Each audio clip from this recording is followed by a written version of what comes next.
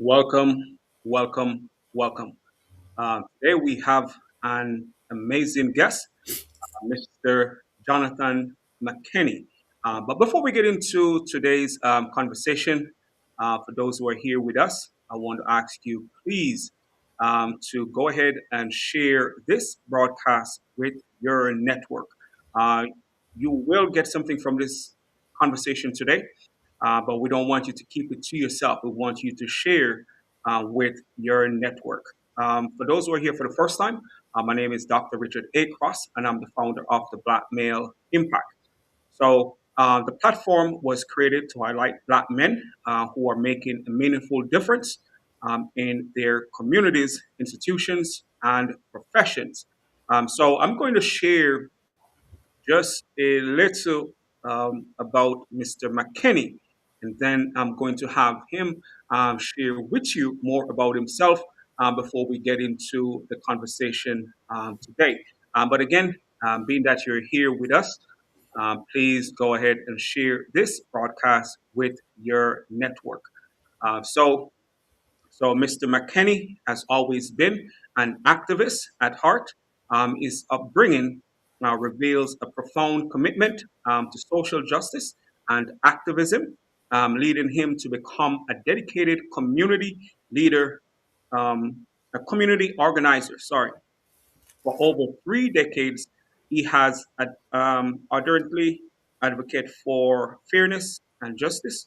As an organizer, he served the NAACP as the Region 7 Director. Since leaving the NAACP as a Region 7 Director, um, he has authored a book called The Little Black Boy, a story of a kid from the East Side. So I'm not going to go more into his background, which I'm going to give him the opportunity to share with you more about himself before we get into conversation. But before we do that, just tonight centers on journey, resilience, mentorship, and impact. We will explore what it truly means to lead with purpose, overcome challenges, and build something that extends beyond ourselves. Mr. McKinney, please go ahead and share with the listeners more about yourself before we get into tonight's conversation. Well, first off, Dr. Cross, thank you for having me. Uh, I can only just a few weeks ago tell the story about how we met Correct. and how quickly this partnership and friendship has grown.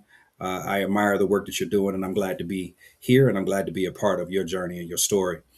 Me myself, I call myself a poor kid from the east side of Detroit. I grew up, in Detroit when it was in the height of the crack era, the AIDS epidemic, all of those things, and everything that you can experience as a young black boy experiencing systemic racism in the inner city. I've seen a lot of things and experienced a lot of things, but those things also informed me. The things that I learned from my family, the things that I learned from my faith and my church, and the God that I know that exists. But those things informed my work. And so as a young man, I started doing activism about 13, 14. I started because our school wouldn't allow kids to wear shorts. It was very hot outside in Detroit and some of those days. And so we just decided to stage a little boycott where we all stood outside until the principal came outside to talk to us. And we negotiated wearing shorts to your knees in 1990 in Detroit. And so I started to see the power of the unity and bringing people together. And then I got into the NAACP and my work with the NAACP as a young man. I was so excited to have the five letters behind all the ideas, thoughts, and all the activism and different things I wanted to fight. And I realized how slow of a game it is and how you have to really take your time. But in all of that, always stayed faithful to nurturing the next generation and trying to inspire people in places where they might not know that they need help. And I think sometimes that's the hardest thing. So I've always kind of stood in this weird gap. Through the NAACP, of course, I traveled the country. Pretty much anyone who was killed by the police over the last 20 years, I know their parents. I've been to their houses. So that's the type of work I've done for years and dedicated my most of my adulthood to. During the pandemic, I stepped away from the NAACP, and since then, like you said earlier, I authored a book called The Little Black Boy, and now I work as a regional. I'm sorry, not regional, a operations director for a small nonprofit here in Columbia, Maryland, which is where I live. We have two properties. The organization is called the Community Ecology Institute. So that pretty much keeps me busy. But I also have a couple of other things that we could talk about a little later because I have so much more besides a book and the farm and all the other things that I have going on. Oh yeah, man, and it's just great to have you here. And the first time you told me share your story when we met, when you were doing a presentation, because that's how we met. Actually, at maybe a couple of days before your presentation, and I Mhm. just admire your commitment to the work in the community. And as you said, that's how we got connected. And for me to be here for such a short time, but I'm always looking for people who are doing the work, not just say they're doing it but Right. actually demonstrate that they are doing the work. So I really appreciate your commitment to the community, to yourself, and to the cause that you believe in. So for the listeners who are here, and again, before we get deeper into the conversation, please go ahead and share this broadcast with your network. So we're going to get to the first question, and hopefully we get through all the questions that I have here tonight. So my first question to you is: when you think about your journey, what defining moment shaped the man you are today? I looked at that question and there's so many things that came to my mind. I can go religious and say when I accepted the Lord as my personal Savior, or when I realized that God was more than faith. Like to have faith in something is it means it might not be there, right? Like I don't have faith that I'm looking at you right now. I know that I am. So there's a difference between when I stopped having faith and I realized that there was a God. Like that was quite transformational, transformative uh, Oh yeah. as as I was growing into a man. But there's so many different things that I can think of that were turning points. That whether it was someone pouring into me, or whether it was just a realization that I had because of God's protection. Again, I grew up in a very rough time, so I can tell you that I've been shot at several times. But in all of that, I had many, many relationships with people who were on both sides of the law, and I understood the plight of the people, and I read books when I was younger. I mean, I could tell you that one of the first books that touched me was the autobiography of of Malcolm X. So I think it's such a, I can go on and on. I could talk about the men, my pastor who shaped me, my mother who poured into me. But a moment, ah, There are many uh, moments.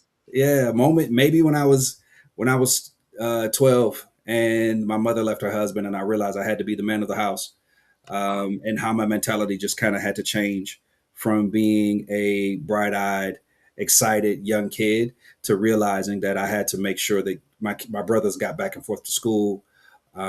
Just taking on the responsibilities of a person who did not do the things that merited me having to take on those responsibilities. Well, just hearing your story and had to, become or grow up before the time because of the responsibility, but to grow up in an area that you grew up in and had those experiences. But the good thing for you, you had chosen your faith early, and you have a parent, a mom who poured into you. With all those other people, I think that sometimes is what makes the difference in our lives. It's not Right. so much what's happening around us, but what the people we are connected to, or who can see us beyond our current environment. And Hmm. a lot of times, with the stigmas and labels that society placed on us, we we can break through those barriers when we have the right people around us. So, which leads me to my next question. What motivates you to continue showing up for your community even when the work is challenging? That is a great question. Thank you. And I'll give you two answers to that. One is my mother. My mother graduated from high school, didn't go to college. She was a blue collar worker. She showed up every day. My mother caught the bus to work when our car broke down. From 6 to 6, 6 days a week, my mother worked. And so one thing I've learned growing up in Detroit, which is Motor City, growing up where it's a union town, right? I grew up around a bunch of union folks, and that's how to show up and the sacrifice and what love actually is. Love is not. I often tell people, love is not giving away a bag. Love is giving away your bag, right? Love is me giving my best of who of and the best thing I have is time. It can't be replaced. And so, to me, the definition of love is how you show up. And so I can't show love if I'm not there. And so what motivates me to keep going is knowing that folks are out there that still need me or still need help, still need the community at large. So between my mom and growing up in this union town and learning what blue collar hard work is, and the sacrifice of what the definition of what love is as I have experienced it, that's the reason why I show up the way I do. Well, as you know, you're tied to the love for what you do and the love for the people. That in itself is enough motivation to do the work that matters, because it's important that you love the work and actually love the people, because there's no way you should be in a position, especially of service, and not loving the people that you are entrusted to serve. So, and that's a great reminder to all those who have made a decision to be of service to the people, because first and foremost, you must love the work, of course, that you choose to do, but you must love the people you are serving. If you don't love the people, it's going to be hard to be there for the people. And we want leaders who are there for the people, especially when we want to see change within our community, which leads me to my next question. Was there ever a season where you doubted yourself? How did you push through it? There are always seasons where I doubt myself. To me, stepping out on faith is doing something that you don't necessarily understand. And when you step out on faith and do things you don't understand, there's always questions and there's always doubt. I could tell you right now, you talked about my book. I have a Black History trivia game. I don't know anything about having a game, right? And I doubt myself every day. I poured a lot of my own personal money into it, but um, I'm on a. It's you have to appreciate the path. You have to appreciate what you learn on the path, right? I have another project that I'm working on. Again, I don't know exactly what I'm doing, but that's exactly what faith is. It's being uncomfortable.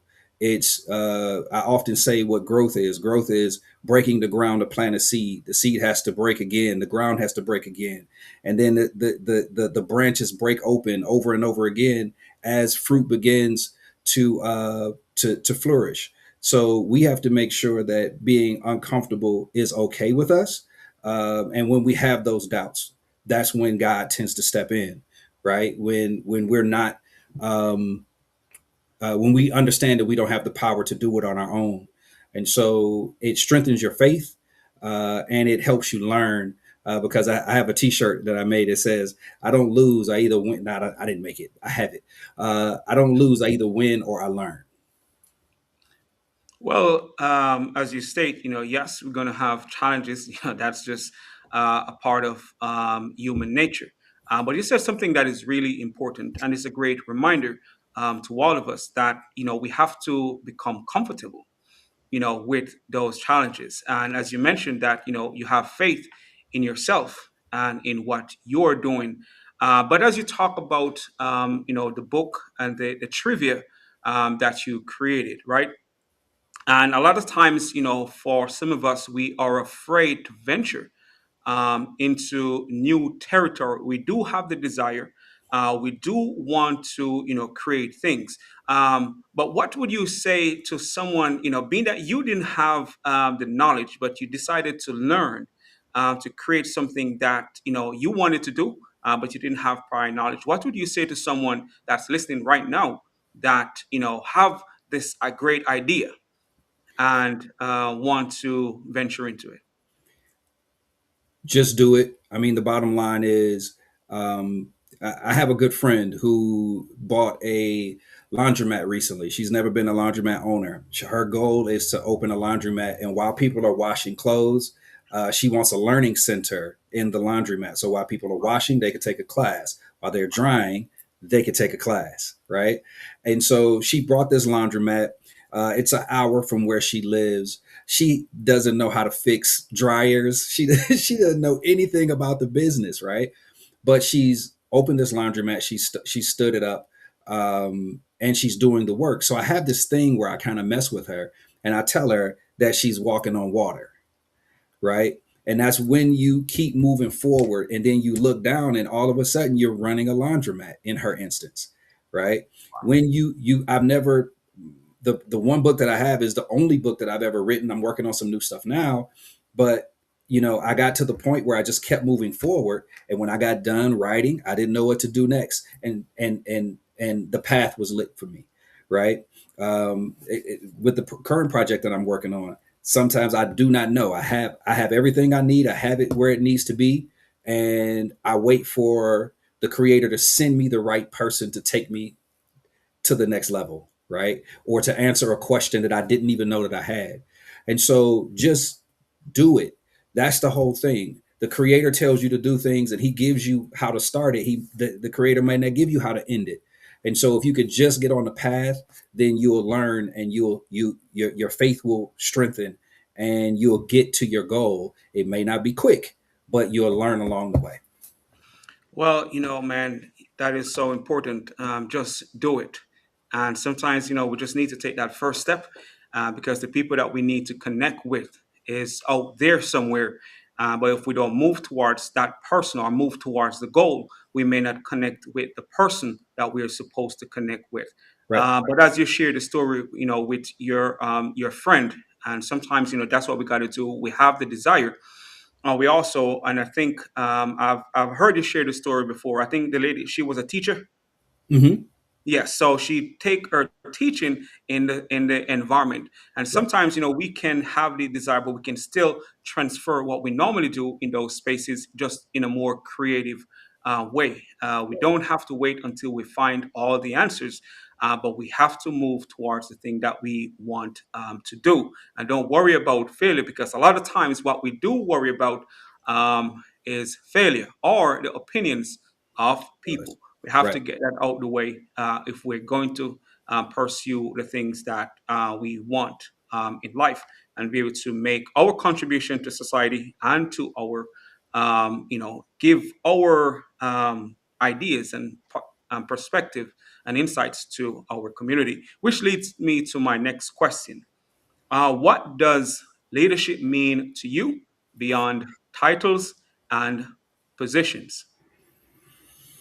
Oh, leadership is a level of sacrifice that most people, I don't think, are willing to take on. I've been in the civil rights game for a long time, and I tell people, people want to be on the mountaintop with Dr. King, but they don't understand that he didn't make it to the mountaintop, right? He had the CIA and the FBI following him. When you start talking about great black leaders, especially black men in this country, that were locked up or their lives were taken, it instilled fear of being able to really voice your opinions and say and do the things you really want to do. And when you look at the other attacks on the black man and our families, it's kind of weakened us to a degree. But leaders, one of the things I try to tell people is I'll never ask you to do something that I haven't done myself. or that I'm not willing to do with you, right? A leader will carry his own bag. As a matter of fact, a leader is a royal servant, in my opinion. And I think we lose that a lot of times. We get caught up into titles, we get caught up into our education, and things that really don't matter. Going back to the Bible says your gifts will make room for you. And if you allow your gifts to make room for you and you understand that what you do is for people, you will look down and it just be like walking on water. You'll look back and you'll realize that there are people that are following you. And the weight of them following you is something that you have to learn to respect, especially if you've experienced where they've been, right? Correct. And so to me, uh, leadership is something that is cultivated through experience. And if you have that experience, then you will not treat people who are going through the same experience that you've gone through, and it as they're less than you. Well, man, and that is so important. As you state, a leader is a royal servant, and a royal servant don't, take their position, right? and and to look down on other people. Right. As you mentioned, that you should be willing to even carry your own back as a leader. But sometimes we do find individuals, get in this in their position of leadership, and the first thing they do is look down on the person that they consider less than, maybe less qualified, less experienced, and not knowing that despite the level of the person, or whatever they're doing, what position they hold, or what qualification, they should be treated as equally. I think there's a quote out there that you can tell a leader who a great leader, if they if they treat the janitor different from how they treat the executive. They Yep. should respect the janitor just as how they respect the executive, because they all play a role to make sure the organization itself is run efficiently. Yeah. So everyone do have a role, and we have to, and make sure when we take these roles on as a leader, we can be respectful of the person, despite their position, despite their level of qualification, despite what they are doing. Because again, life is funny. Life is very funny because you could be the top today and Yep. tomorrow you are not. So it's important that we treat people with respect despite their position, and that's a great reminder. And from biblical times, it is written in the book and stuff like that. Even Jesus at one point, which I think washed Peter's feet. Peter Right. was like wondering Right. how, but it just kind of showed the example, where no matter how you may look up to me, I can do, for you what you would do for me. And I think if we approach it like that, or from that perspective as a leader, we will make a greater impact within our community, because the people will now do more than just listen to us. They will start to trust us more, because they do know that we respect them. Yep. Yes. Were you about to say Yeah. something? Yeah, I am. Uh, it's because something came to me. Uh, Going back to what it takes to be a leader. First off, you have to be going somewhere. That's a real big deal, right? If you're not going anywhere, if you are stuck in repetition and you're doing the same thing over and over again, and you want somebody to stay in that cycle with you, you might want to figure out how to come out of that. And then what you're saying, as far as big eyes and little U's, I've been the person that sat on the dais. I've been the person that's carried the bag. I used to work for the NAACP, so I used to have to drive the president around. So I know how it feels to be the person that's standing next to the person, standing next to the principal, and being completely ignored, but also been the principal. And I'm the same person, right? And so going back, we keep making references to the Bible, and God says He has no respect of a person. And so the same thing that He gives me, He'll give to you, and or He'll give you something else that makes you valuable, right? And so my mother, she has this bad, and I love my mom, but she has this, and I'm looking for a word for this. So maybe brother Doc, you can help me out with this, because there's no word for this definition I'm about to give you. People's innate ability to look up to or down on people. So if President Obama walk in the room, we automatically look Yeah. up to, right? If a homeless person walks in the room, we don't automatically look up to them, right? And so that innate ability for us to look up to or down on also informs how we lead, because what we do is we devalue certain roles, positions, certain people, where everybody is valuable, right? Everybody brings something to the table. I have a colleague that the young lady that works with us. I call her my worrier. She pays attention to everything, and she's always worrying. And I told her, I was like, I need that. I need that because I'm not that person, right? And that's what that thing that you think is annoying is what makes you valuable. Your ability to see what I'm not looking at, right? And I think that's another quality of a leader, is that we can see in people things that they can't see in themselves. Well, and that is so important as you bring that up. Yes, there are going to be people that you have to help them see, and as you mentioned, them being like a warrior, like thinking about things that you may not be paying attention to, so Mhm. they can bring insight to you Yep. that could help you to make an impact. And sometimes it's not so much they are worrying about it, they may have a passion to see change in that area, and it comes Right. off as them worrying about it because they say, how can I fix this and stuff like that. So Mhm. it's great that you mentioned that. But as a leader, it's important, that you can see in people what they sometimes don't see in themselves, Right. and because they need that type of support at times. So my next question to you: how do you stay grounded while carrying responsibility and influence? Uh, I think that's a pretty easy one. I remember where I come from, right? If you look at the second line of my book, I say I'm just a poor kid from the east side of Detroit, and that's just facts, right? I didn't grow up. I grew up on government cheese, you know what I mean? And I didn't. My story is not one of those. If you ever read my book, it's not one of those like I made it to the NFL or the NBA, or I, did all these amazing things. I survived, and it informed who I became, right? And so I've never looked at myself as being more than or less than anyone. And I love the word grounded, right? Because it goes back to what I was saying earlier about putting things in the ground. You got to remember, I'm a farmer now, right?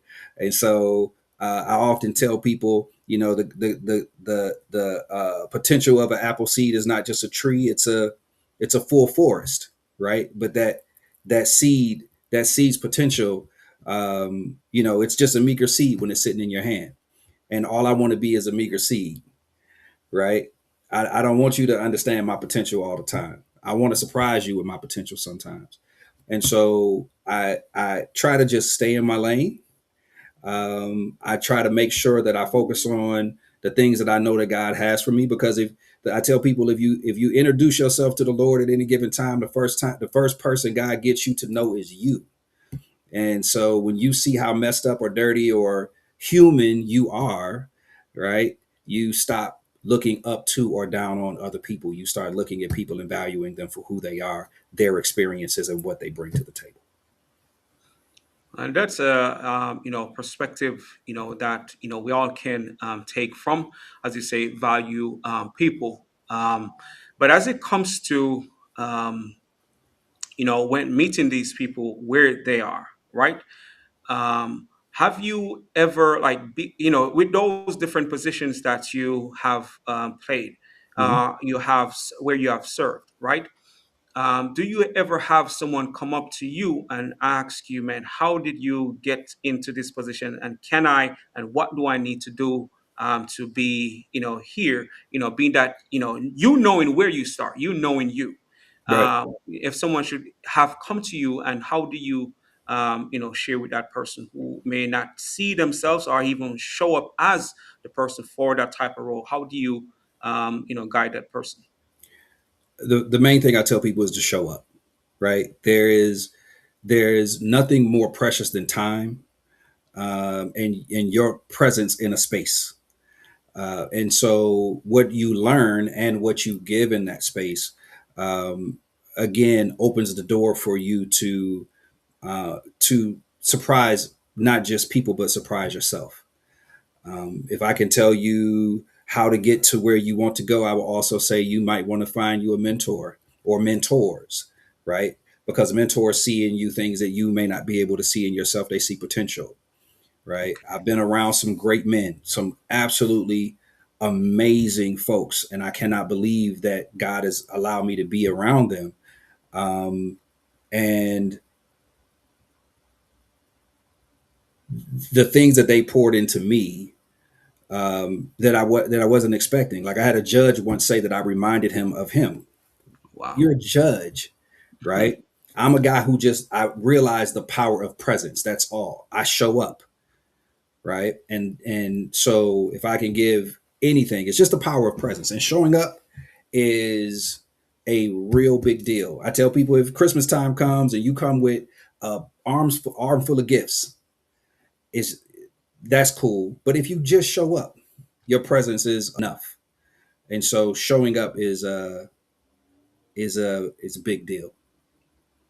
Man, I think that's important. And it's a good reminder to those who are watching and may have the desire to become an advocate or a community leader, especially if the younger generation. First, they have to show up, and a great reminder to remind to look for mentors.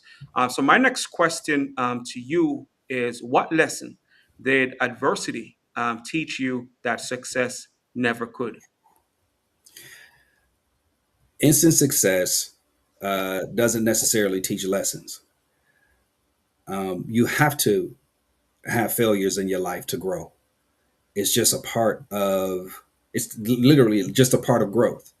God gave you all these emotions for a reason. You have anger and frustration and sadness and all these things that are in you, but they're there for a reason to inform your next step, your next move, right?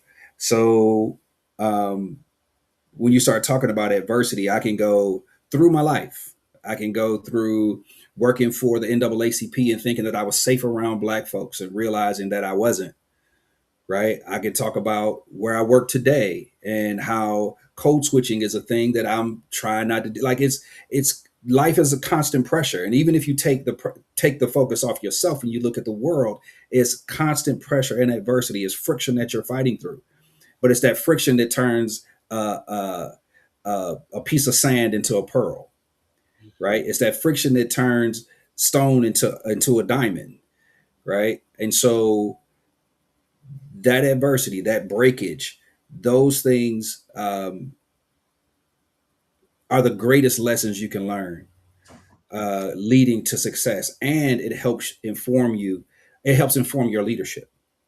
Well, yes, we become better because of what we go through. And sometimes, although we don't want to go through those challenges, it helps us to really tap into more of who we are. Yep. And as you said, it doesn't matter the environment. And sometimes we're going to be challenged even around people that we think would not challenge us. And sometimes it is like unnecessary, friction, as you state. But sometimes it's those challenges, those resistance that help us to even look deeper within ourselves. So we have to, as you mentioned, be open to the adversity, the challenges, and look for the positive in it. And I think you open with a quote that you don't fail, you either learn. What was that you mentioned again? When or you learn. When are you learn? And that is something that we all need to remember when we are in pursuit of any goal or just be existing as a human being, because there will be some adversity and we have to look for the good in the adversity. So my next question to you is: how do you define impact in a way that goes beyond visibility or recognition? Impact is it's the crazy thing is impact has nothing to do with recognition. um, Impact is the change that you see. Sometimes impact is just showing up. It's just being in a space and being quiet. And you know this. There's been friends that's been hurt in different ways, and you don't have to say anything. Sometimes impact is just your presence, right? You don't get a blue ribbon for that. And so Um, Impact can also be defined, in my opinion, as real change, like legislation, Hmm. right? When you look at the impact of the NAACP over years, the NAACP has had impact. Of course, all the impact, most of it was back in the 60s, right? When you start talking about fair housing and the Voting Rights Act and all those other things. But it's moving the actual needle. And sometimes you don't move it a lot, right? And it's different in different spaces. Sometimes you win and you win big. Sometimes you win and you win small. Sometimes you lose, but the fact that you showed up the way that you did, it really impacts someone's life. And I give you a great example of that. Years ago, I worked on a campaign down in Savannah, Georgia, where a man was he had been convicted for killing a police officer. They said he shot the police officer and killed him, and it was 9 witnesses that said that they saw this man shoot and kill this officer. In the years that he was on death row, 7 of those 9 witnesses recanted their testimony. Oh, So I wow. was down there doing work trying to get this man retried. Now he was executed, right? The day after I met him in person, he was executed. Wow. And to this day, this was 15 years ago, to this day, I'm still cool with the family. Not because I lived with them while I was down there, not because I was trying to be all up in their business or I was at their house. It was how I showed up and the impact that I made on their lives and how they said when all the cameras left, when everyone left, you came back to the crib, right? And those little instances where people don't know, you don't get recognition for that. Those little instances that you don't get recognition for it creates the relationships that carry you through the rest of your life. Well, and that is true. Because the camera is not well. If you only do the work when the camera is rolling, you're just doing for show. Yep. You're not really doing the work. And the work is deeper than just showing up when the camera is rolling. And we have to get past just that visibility. But as you stated, you went back to those families. You showed up for them, especially in the moments when they really need someone to really be there for them. And again, we cannot show up just for what they call that. There's a name they call it.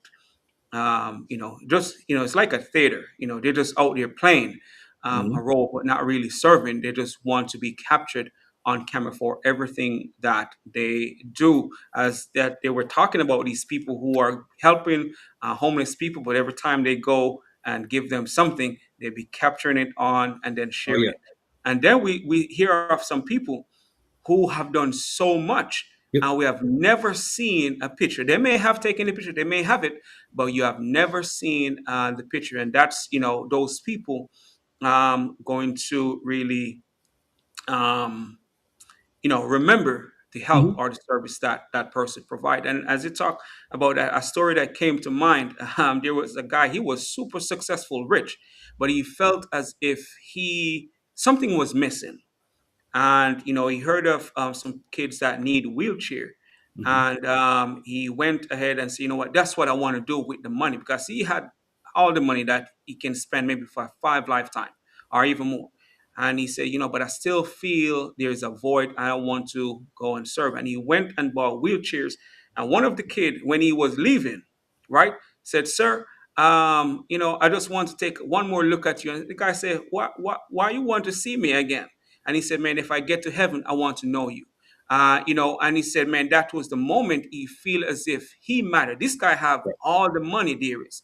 But Right. sometimes it's in those moments, when people are really making an impact in the lives of others. Hmm. That's when the true meaning of life really, feel like, that, man, I'm actually doing something. So we have to get beyond, just being playing those roles, especially when the camera is rolling. So that leads me to my next question. Hmm. What role has mentorship? I know you mentioned this earlier that you Yep. have had a lot of mentors, but what role has mentorship played in your life, either receiving it or giving it? Wow. So My dad, when you start talking about systemic racism and all these things, my dad was locked up for marijuana in the 70s. My mother got remarried, moved us to Detroit. Didn't have family there. My mother has a huge family. My grandmother had 18 children on my mother's Wow. side. My grandmother on my father's side had 11. Huge family. None of them lived in Michigan. So I was there by myself. And so when I hit my teenage years and my mother had left her husband when I was 12, and I'm, starting to go through that change, as we say in our community, you start smelling yourself a little bit, right? Hmm. um, my mother called on the elders of the church, right? Men in the church who, um, bought me clothes, who got me out of the house because I was the oldest and my responsibilities were very heavy. Um, you know, these guys saw a young kid who just needed space and to be heard, right? Um, of course, I have my pastor that I can go on and on about the men, the spiritual men in my life who poured into me with words of wisdom.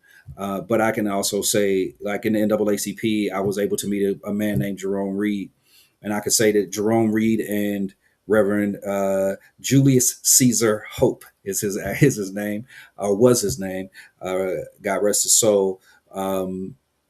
Were men who saw in me things that I did not see in myself, and they poured into me, and they kept me around the NAACP, and uh, they inspired my work, and they inspired me because those guys are old enough to be my fathers.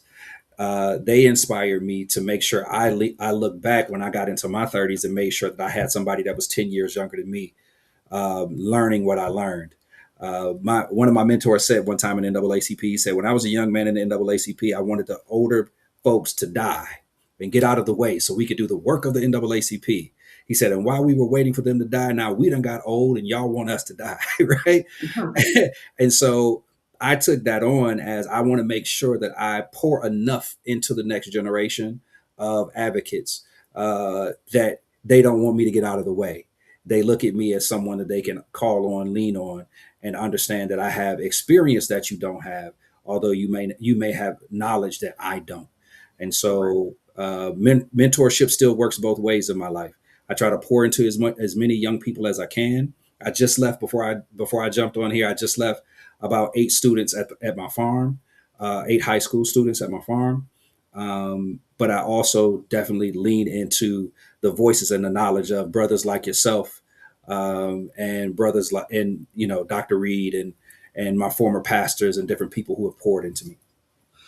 Well, as you state, we, as you mentioned, with the generations before, they wanted those people to die so they can lead.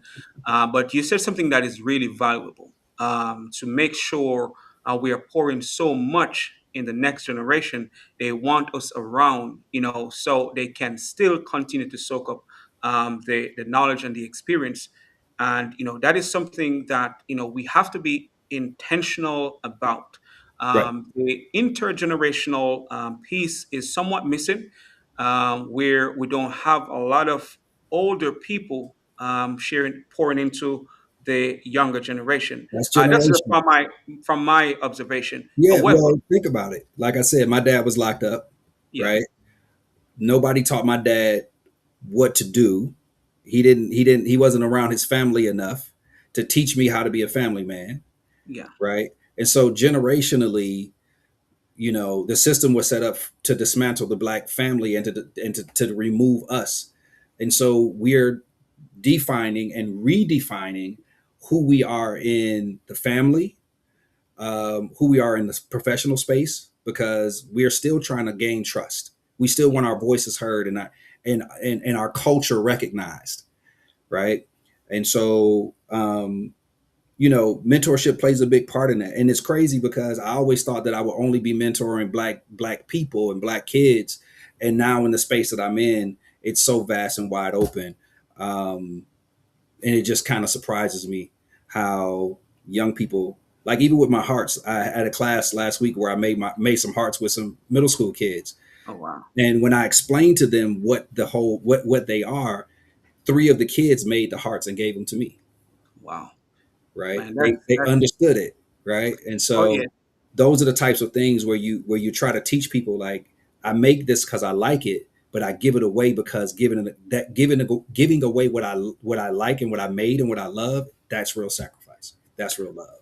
Oh yeah, but as you said, when it comes to mentorship and being those spaces, Yep. man, it is so important that as Black men we are in the space, not only where Black kids are, because it's also have to help them to change whatever they have been conditioned to think about who we are. Right. Because maybe in their home they have heard something or whatever they see on TV. They may only think that's the thing of us as Black men, as there's so many research out there that Black males as mentors don't only impact Black male students especially, but it also helps to change the perception of all students. It's like Yep. Black men in those spaces become more valuable than any other Mm. mentor, based on research. Especially when when they are talking about finding more Black males to be in this education space, they found out that the Black men um, have a greater impact on all students, not only Black male students. So, which leads me to my next question. How do you intentionally pour into the next generation of Black men? I know you said it, you're actually doing it, but if you don't mind, share with the listeners. Oh no, it's just a part of who I am. Since my 20s, I've coached basketball. Basketball is my drug of sport. I used to be in the AV field, so audio video field, and so I have a bunch of kids from my church in different places that are still in that field that I trained up, and in the social justice space. The guy that Okay. just stepped down as a youth and college director for the national NAACP is my little brother, Oh right? wow. And the what you have to do with folks is allow them to be seen and and heard. We can't be afraid of speaking to young folks who are at the basketball court with their shirts off, sweating, playing basketball, even if I have a suit on. Correct. So what I have to do a lot of times, because sometimes we show up the way we show up, Doc, right? We show up in our suits and our ties, and they don't understand it. We still hoop, right? Or you have a kid tell you that you don't understand where they're from because they meet me out here where I live now, and I'm like, no, let's have a conversation so you can see how much we have in common, Correct. right? And so whether it is someone who shows up to the farm or whether it's somebody on the basketball court, I think the biggest thing is you can't be afraid to have conversations with folks. But for me, it is making sure young people feel seen and heard, right? Like I don't let a young person sit in the room without acknowledging them, Correct. without trying to have a conversation with them and letting them see or hear that their voice is valuable. And so, if I could say how I pour into the next generation, it's something that is key to today because right now everything is on social media and on your phones, and we don't have the opportunity to have one-on-one interactions and people look you in your eye. And so it's just to stop people and say, hey, listen, look at me. I see you, right? Correct. I need you to hear me, right? And I'm not saying that I'm always right. I'm just saying let's walk this path together a little bit so you can learn something hopefully, and maybe you could teach me something, right? And so, I could talk about programs and what we're doing at the farm. I could talk about, the work that I do around the community, but more than anything, it's one to one. It's when I go to the store and these guys are standing outside and I'm like, look, man, let's talk about you standing outside. Like this is not going to work, right? Correct. And so it's removing that fear of young people and especially young Black men, because if we don't talk to them, who will? That's right, and that's important. And as you said, sometimes they see us dressed up, and they think that life starts here. Right. We didn't go through any adversity to get to this point. And you're right. Letting them feel as if they are seen is so important, because sometimes before they even trust you or even really listen to you, they have to know that you really care about them. And sometimes to get them to realize that you care is to share yourself beyond the suit. Right. And once you break that barrier, sometimes, especially if you're in like a working in a space, you're going to find them start showing up, Hmm. because now they come across someone who they can trust, because someone they believe that listen to them and believe in who they can become, Right. not just based on where they are. And for us who are here as men, it's so important, especially if we dressed up every day and we show up as our best self.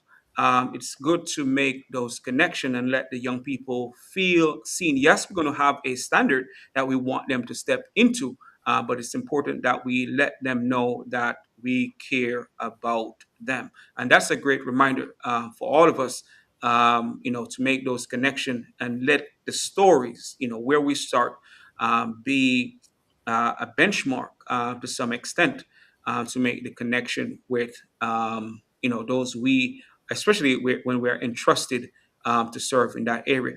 Which leads me to my next question: what narratives about Black men are you actively working to dismantle through your life and work? You say actively working to dismantle. I think that just existing in certain spaces is doing the work to dismantle. Um, the narratives of us being uneducated, ill prepared, late, or whatever it may be. It's or just not heard, Yeah, because as men we're told to suck it up, buttercup, don't cry, don't show emotions, all those things. And to be a person who shows up in a space that can show compassion, and in some instances without stepping or fetching, yeah, right?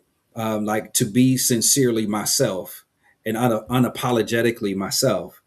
It dismantles all the conversations about statistics. I don't let people say things are ghetto in front of me. You've never experienced the ghetto. Let's not talk about it, right? Or let's talk about it, but I want you to be informed, yeah, right? To represent certain statistics that to dismantle the statistics that you may have read, because all of that stuff is fed to you, and it's not necessarily accurate. Remember, I correct. grew up in AIDS babies and AIDS mamas and crack mothers and AIDS and crack babies, right? I grew up in that era, and so I'm like, all the things that you think about the hood, all the Correct. things that you think about when you see these movies about black men sagging their pants and shooting people. That's where I'm from. You watch Boys in the Hood back in the day or New Jack City back in the day. I relate to all of that, right? And so what I dismantle is Well, what I differently from. no, I was going to say something and I changed my mind. It Okay. it's individualism, Okay. right? I need you not just to see me, because I hate when people say I don't see color. No, I need you to see my color. See Yeah. my color. Understand that with that color comes culture. Respect the culture, or at least try, right? But all of that is dismantling all the things that you were taught. Correct. And I do it with a smile. I do it with joy, right? Or at least I try to. And don't get it twisted. I get headaches too, and I get upset, and I get down, and I get tired of fighting, and I go in the corner, and this brother's like Dr. Cross that's in my corner that's like, brother, go back out there, slip That's right. slip the jab, throw the left hook, That's right. You right, got to and go keep back. fighting. And so, but every day you're dismantling something as a young black man. You hear things all the time, you know some kid is killed by anyone or by the police, and if the parents are on television, you hear somebody say their parent was well spoken, Correct. right? What do you mean well spoken? What were you expecting from these people of color, right? And so those are the things. It's ongoing. It's how you show up. I don't know if it's ever happened to you. I've been on the elevator with a woman who put her purse on the other arm, and I'm Oh like, yeah. Oh I'm yeah. like, lady, if I wanted your purse, moving it on the other arm is not going to help you. I don't want your purse, but that doesn't mean the next person doesn't want it. So Correct. stay vigilant, right? And so, yeah, you're dismantling it as you show up, one day at a time, one conversation at a time. And but it's ongoing. Yeah, it's really ongoing for us. In some situations, we have to be working at it harder than we would want to, because we could be working on something else that helps to move us forward. So it is so important. But I want to get to a few more questions here. How do you protect your mindset in environments that may not always affirm you? Sometimes you just have to create space. Oh, create Right? space. You have to create boundaries. There's nothing wrong with boundaries. There's nothing wrong with saying no. It's nothing wrong with sitting at home and just creating your space. Whatever your thing is, you have to find that as well. For me, it's been basketball. Basketball has always been very therapeutic for me. When I'm on the court, I'm not thinking about anything else but the next play, right? And so you have to find those things, whether it's art, whether it's you have to have outlets, and then you have to be able to look at yourself and love yourself, and that means being quiet, and protecting the things that you've learned to value about yourself. I think that is so important, as you say, create a space, because sometimes you have to. The space may not always be created for you or for us.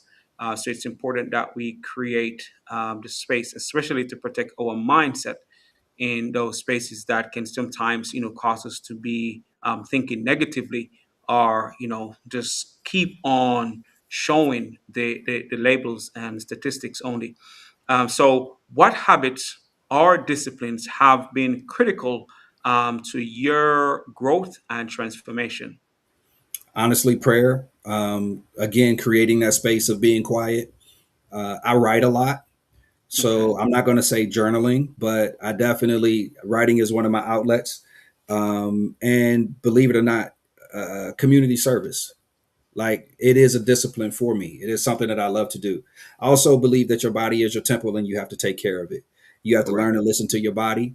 And so, eating right and taking care of yourself. I know you do 3 push-ups at least every morning, Dr. Cross.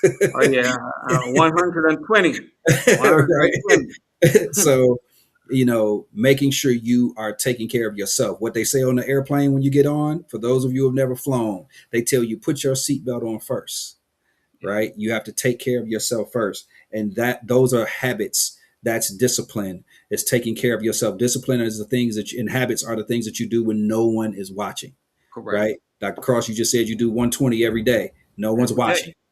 No one, Nobody. no one has to cheer you on. And Nope. that habit is what discipline. It defines discipline.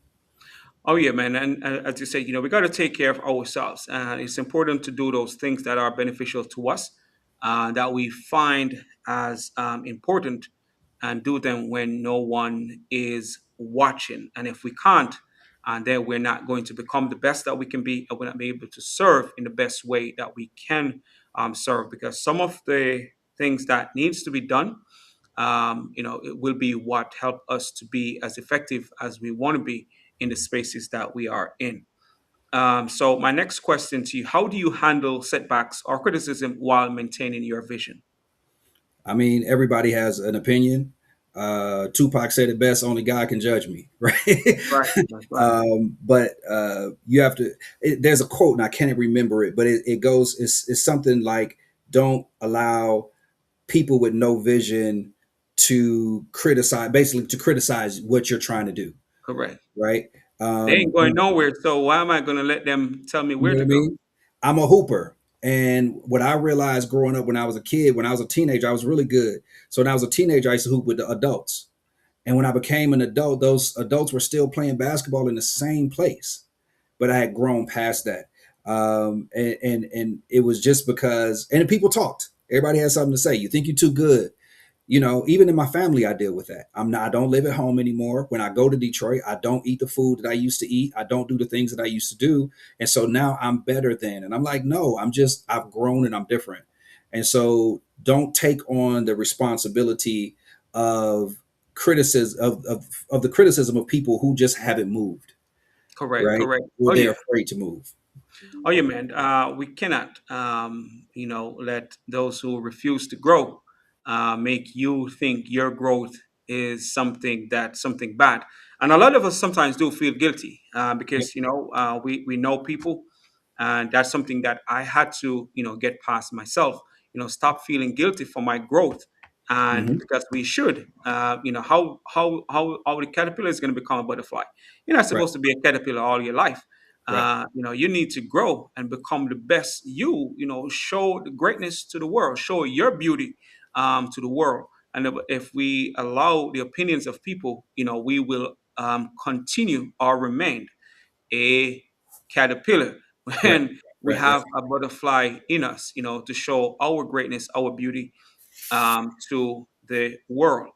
So my next question to you is, when you think about legacy, what do you want people to feel or experience because you exist? The word feel in there stands out because I deal with people with feelings all the time. Um, when you start talking about legacy, for me, I want it to be tangible more than faith or feeling, right? Yeah, I want you to remember me and I want you to smile because I'm a little silly. I love to have fun. I love to pour into people, and I love what the sacrifice of love really is. I love all of those things, but I also want to leave something behind. That's why I wrote a book. That's why I keep writing, right? That's why I have a game. I want to educate people through entertainment. It's the reason why I create. It's the reason why I pour into the community because I want to change laws. Because the only way you can move the needle is to put legislation on the books. So, yeah, I want you to feel good about me, right? But I also want you to be able to say, and I'll use John Lewis as an example. John Lewis walked across the Edmund Pettus Bridge and was hitting the head with a brick or rock or whatever you want to call it. Um, and that was amazing. But he realized that he had to put laws on the books to make a real legacy. And although we remember John for walking across that bridge, we remember the stories that he told, what in the end, the impact that he made and what makes him even all the more legendary is the fact that he stood in the gap and he wrote, supported, and opposed legislation that directly affected his people and everyone else around us.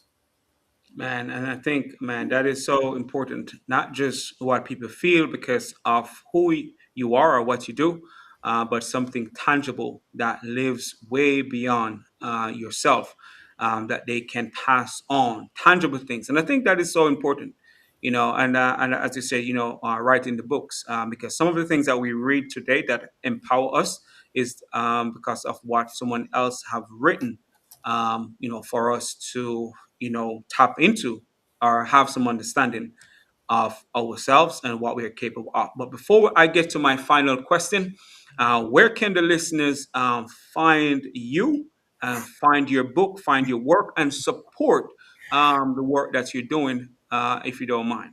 I appreciate that. I It depends on what you're looking for. Actually, right now, the little black boy, which is at the period little black boy on Instagram, I'm doing a daily uh, what do you call it? Affirmation, Inspiration, inspiration. affirmation. So every day on that, and I'm actually copying it on my Facebook page, so you can find me at Jonathan McKinney on Facebook. But I'm doing a daily affirmation. I plan to do that every day this year. So that's been a task for me to make sure that those are up and ready to go every morning. But that's now part of my ritual. Again, Jonathan McKinney on Facebook. If you're looking for the book, The Little Black Boy, you can find it. My name is Jonathan A. McKinney. Because you find children's books, it is so not a children's book. So if you any bookstore that you can, I mean, I don't want to start product placing and naming names, but any bookstore that you find books, the book is there. Let's see. My game is called Inky Trivia, INKY Trivia. You can download that on your phone. It's all Black History trivia. So I have a lot going on. I'm actually working on another app right now, which is hopefully going to be quite revolutionary. So it's a few things that I'm working on, but yeah, those things. My Instagram is at NIN dot negritude, which is NEGRITUDE, which is a movement from the early 1900s, which celebrated blackness and black culture. They used to sign letters in eternal negritude, and then your name, because it was like in my eternal blackness. So I think that's all the places you can find me. I'm not too hard to find. Well, thank you, and I'll find some way to tag that book in the description afterwards, so those who watch this later can find and maybe click on the link to get to you or your book. But as you said, you're not hard to find, so they can find you on, especially on Facebook. But thanks for that. So my final question before we end today's conversation: if a young man watching feels unseen or uncertain about this his future, what would you say directly to him? I would say, I see you. Your story is not over. You are not a mistake. As a matter of fact, you are a miracle in motion. And the world may not recognize your brilliance yet, but your brilliance doesn't disappear just because it has been ignored. Keep going, keep choosing yourself, and you are needed. You are valuable. Um, I don't think, if I could go back and tell myself anything when I was a young kid, that's probably what I would tell myself, that I am seen, I am heard, and I am valuable. Um, in the beginning of my book, I tell the story about a kid in Chicago that I met. It was a group of kids. I did a speech, and this group of kids came, and I asked all of them what college they planned on going to. And a 15-year-old kid told me he wasn't planning on going to college. And then when I Wow, asked him why, he said because his older brother had been shot and killed, his cousin had been shot and killed, and he believed he was going to die before the age of 18. wow, And so I asked him, I was like, "Do you like cars?" And he was like, "Yeah." I was like, "What kind of car do you like?" And he told me. And I was like, "Okay, cool." I was like, "Well, you want to live in a house?" He's like, "You like houses, like big, nice houses?" He's like, "Yeah." I was like, "Okay, so you like houses and you like cars?" I said, "That is adulthood, right? So how do we get you from today to focus so much on that that you don't focus on the loss that you've experienced, wow, right?" So it's not always easy to tell a young person that they are seen, and sometimes you just have to be quiet and sit in their presence, right?